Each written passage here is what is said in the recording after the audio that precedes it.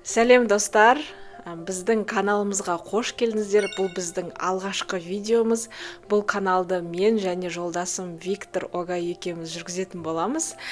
Жалпы бұл қазіргі видеода өзіміз жайлы қысқаша ақпарат бергіміз келеді. Қалай біз Америкаға көшіп келдік. Жалпы біздің каналымыз осы Америкадағы өмірді түсіргіміз келеді, сіздерге көрсеткіміз келеді. Әлі қалай алда болатын көре жатармыз, влог, видео ретінде ме, немесе интервьюлар ма, ол жағын енді уақыт өте көретін боламыз. Бірақ осы видеода біз өзіміз жайлы қысқаша ақпарат бергіміз келеді. Менің есімім Айша Бибі. Мен жасым почти 30-ға келіп қалдым. 29. Және осы 3 ай бұрын Америкаға біз келген болатынбыз, жолдасым екеуміз. Жұмыс визасы H1B визасымен біз осында келдік. Қысқаша виза, бұл қандай тип виза, қалай келдік, және осы жақтағы қазіргі 3 айымыз қалай өтіп жатқан туралы сіздермен өзіміздің тәжірибемізбен бөліскіміз келеді. Жалпы осы 23 жылдың, енді өткен жылдың көктемінде, жазға жақын осы сайттардан, Американың сайтына кіріп, бұның барлығын менің үлкен әпкем, осында Америкада тұратын, сілтемелерді жіберіп, осы орта оқу мектебіне мен өзімнің позициямды ұсынған болатынмын. Сөйтіп мен қалай айтсам,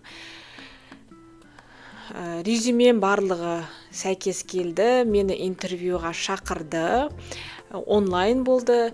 2 этап интервьюдан өтіп, интервьюға директор, завучтар қатысып, барлығы ағылшынша болды. Әрине, Америкада енді ағылшынша сабақ беретін болғандықтан.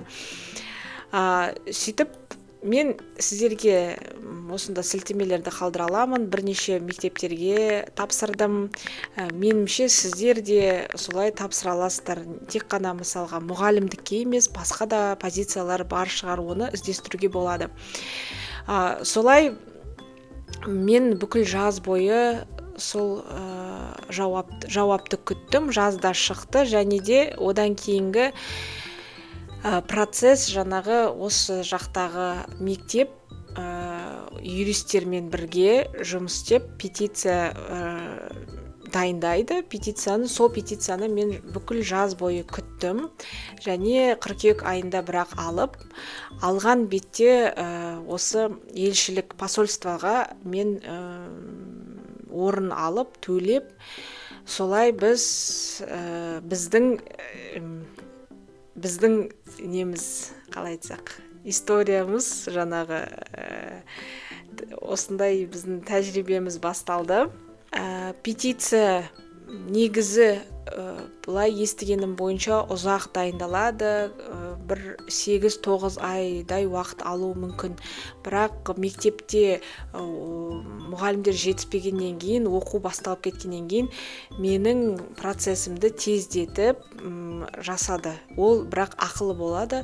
Оның барлығын осы Америкадағы мектеп жасады, және қыркүйек айында петицияны алғаннан кейін елшілікке барып, адам басы $210 ма, солай төледік. Отбасымен бірге кіретін болғандықтан мен 3 адамға төледік. Мен, жолдасым және қызым.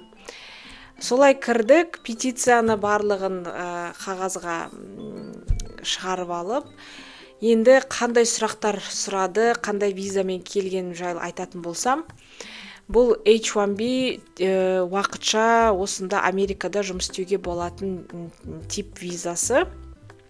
Негізі Қазақстанда онша көп шыға бермейді.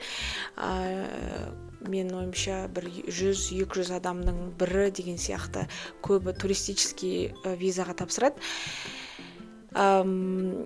Және де ол тип визалардың очередь, жаңағы бөлек жүреді. Мысалға туристическийға тапсырғанда 1-2 ай сіз күтетін болсаңыз, мына жұмыс визасында тек 2-3 күн ғана күттік и сразу кірдік.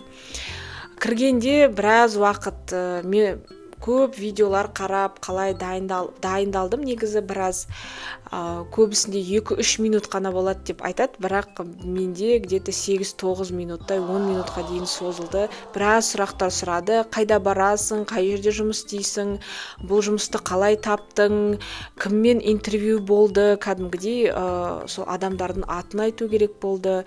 Одан бөлек мына жақта менің әпкем тұрады, ол не істейді,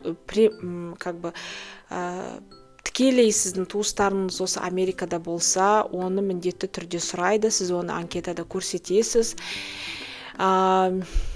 Қандай айлық жалақы аласың, қай жаққа, именно қай қалаға бара жатсың, бәрін детально сұрады. Біраз уайымдадым, бірақ соңында одобрение жаңағы бізге виза беретін болды. Және сразу 1-2 күннен кейін біз паспортымызды алып кеттік. 1 апта ішінде бізге уақыт берді мектеп. 1 аптаның ішінде осы заттарымызды жинап көшу керек болды. Өте тез болып кетті. Білмеймін қалай болғанын. Енді артқа қарасам, өте тез бір кішкене уақыт аралығында біз осылай көшіп келдік. Қазан айында. Және өміріміз түбегейлі басқа бір жаңа этап басталды. Америкада қазір мен, былай айтқанда, public charter school деп айтады, негізі мемлекеттің мектебі, бірақ өзінің басқару системасы бар, отдельно мектеп. Сол жақта мен қазір биология пәні мұғалімі болып қызмет атқарамын. Biology pull-out teacher. Ол жағын алдағы видеоларда мен түсіндіретін боламын. Ойлаймын, мектепті көрсетем, өйткені бізге қызық, мысалға менің өзіме қызық, қалай бұл жақтың оқу системасы басқа, балалар басқа, Қазақстанмен салыстырасын. Енді ол жағын айта жатармыз. Сонымен осылай біз қазан айында Америкаға келдік. Бірінші ай өте адаптация болды. Осы жаққа біраз документтер әрине. Бұл жаңағы визамен қатысты H1B, одан бөлек банк счеттың ашу, сосын social security number деп айтады. Осында жұмыс істеуге берілетін номер. Сол сізге бір берілет болды. Осы жақта до конца, аяғына дейін сол номермен жүретін боласыз. Ол жұмыс істеуге сізге, қалай айтсақ, легально жұмыс істеуге болатын номер. Соны аласын. Одан кейін жаңа пәтерге орналасқанда бұл жақта барлығын осы арендаға алатын адамдар жасайды, договорға отырады. Мысалға суды қосу үшін, сол жағын барлық біраз жұмыстар болды, документтер болды. Сол бірінші, екінші ай қиындау болды деп айтсам болады. Ал қазір 3 айдан уақыт аса өтті. Енді осы жақтың өмірін жәймендеп, ашылып көріп жатқан сияқтымыз.